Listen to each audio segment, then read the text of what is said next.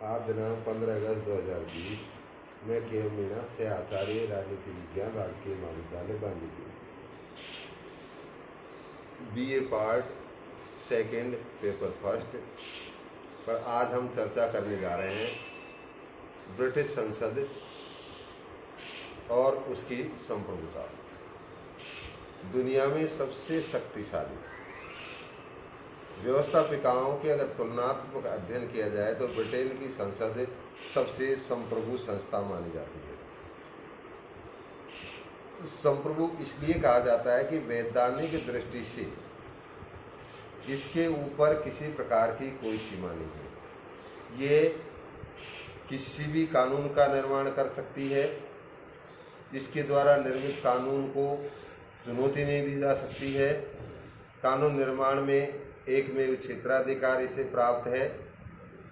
इसके द्वारा निर्मित कानूनों का जुडिशियल रिव्यू नहीं हो सकता है और ये विधायिनी, प्रशासनिक और सभी प्रकार की जो शक्तियां हैं ब्रिटिश पार्लियामेंट या ब्रिटिश संसद के पास है।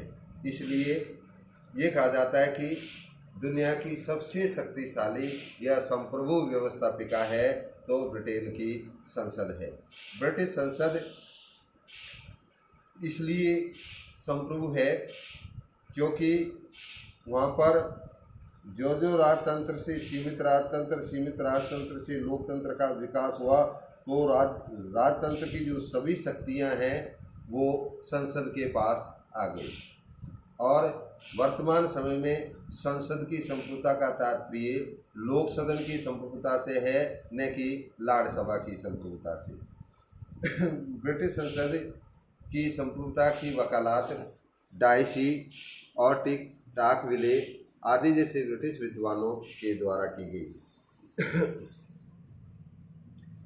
इसके संबंध में डाइसी ने कहा है कि ब्रिटिश संसद वैधानिक दृष्टि से इतनी शक्तिशाली है कि वह किसी भी शिशु को प्रौढ़ करार दे सकती है, मृत्यु के बाद किसी व्यक्ति को राजद्रोही सिद्ध कर सकती है, गैर कानूनी संतान को कानूनी करार दे सकती है और उचित समय समझे तो किसी भी व्यक्ति को अपने मामले में न्यायाधीश बना सकती है।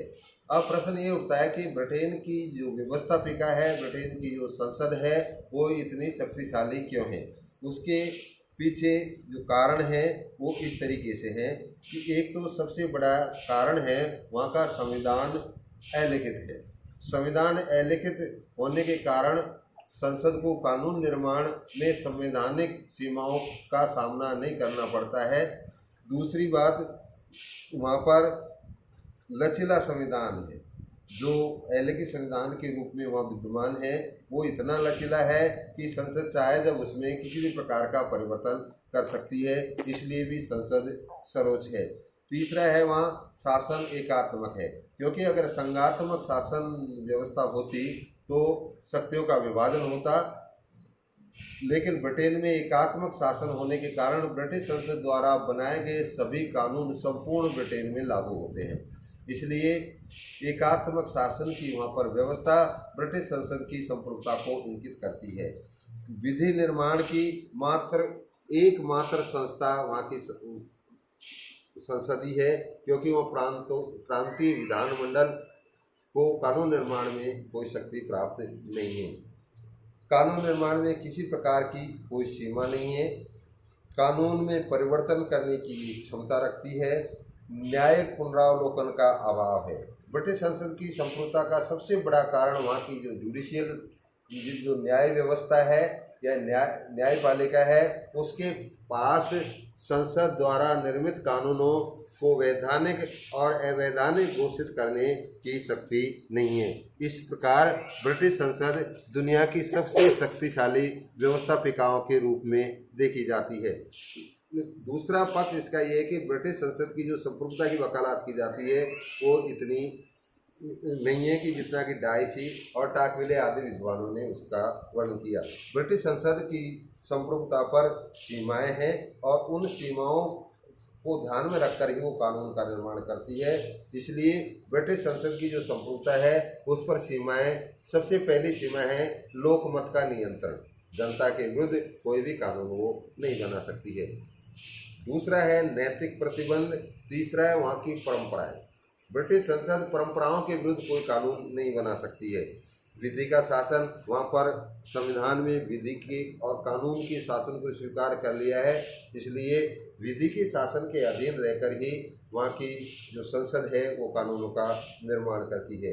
वेस्टमिनिस्टर परिनियम 1931, इसके द्वारा भी वहाँ की संसद पर सीमाएं लगाई हैं।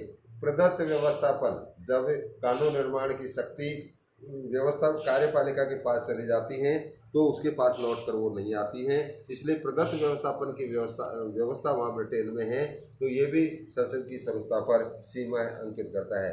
अंतर्राष्ट्रीय कानून, और वर्तमान समय में संपूर्ण विश्व एक परिदृश्य के रूप में अगर देखा जाए तो अंतर्राष्ट्रीय कानून के विरुद्ध भी किसी भी देश की कोई व्यवस्थापिका कानून नहीं बना सकती। तो ये सीमा भी ब्रिटिश संसद के कानून निर्माण या ब्रिटिश संसद की सर्वोच्चता या ब्रिटिश संसद की संप्रभुता पर सीमा है। धन्यवाद।